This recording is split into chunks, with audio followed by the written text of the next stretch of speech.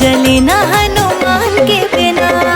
दुनिया चले ना श्री राम के बिना, राम जी चले ना हनुमान के बिना। दुनिया चले ना श्री राम के बिना, राम जी चले ना हनुमान के बिना। दुनिया चले ना श्री राम के बिना, राम जी चले ना हनुमान के बिना।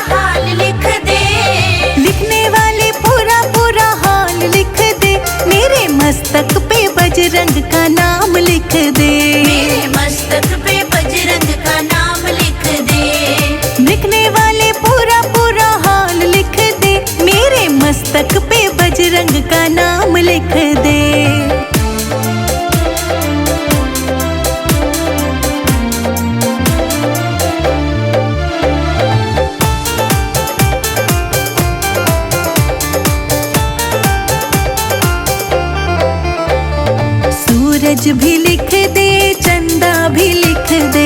सूरज भी लिख दे, चंदा भी लिख दे। सूरज भी लिख दे, चंदा भी लिख दे। सूरज भी लिख दे, चंदा भी लिख दे। तारों का पूरा पूरा हाल लिख दे। तारों का पूरा पूरा हाल लिख दे। मेरे मस्तक पे साला सरधाम लिख दे। मेरे मस्तक पे बजरंग का नाम लिख दे। लिखने वाले पूरा पूरा हाल लिख दे। मेरे मस्तक पे बजरंग का नाम लिख दे। मेरे मस्तक पे बजरंग का नाम लिख दे।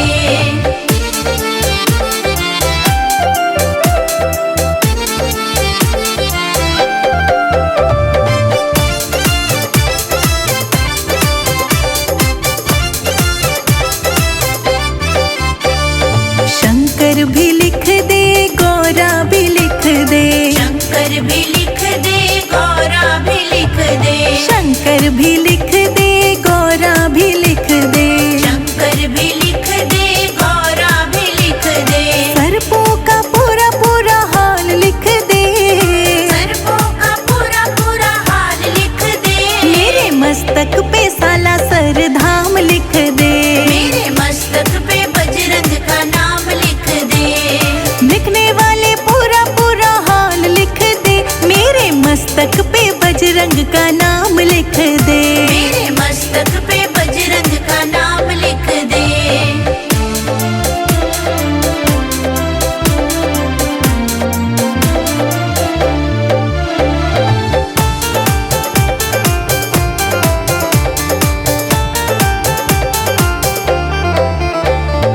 विष्णु भी लिख दे, लक्ष्मी भी लिख दे। विष्णु भी लिख दे, लक्ष्मी भी लिख दे। हाँ, विष्णु भी लिख दे, लक्ष्मी भी लिख दे। विष्णु भी लिख दे, लक्ष्मी भी लिख दे। चक्रों का पूरा पूरा हाल लिख दे। चक्रों का पूरा पूरा हाल लिख दे। मेरे मस्तक पे साला सरधाम लिख दे। मेरे मस्तक पे बजरंग का नाम लिख दे। लिखने वाले पूरा पूरा हाल लिख दे। मेरे मस्तक पे बजरंग का नाम लिख दे। मेरे मस्तक पे बजरंग का नाम लिख दे।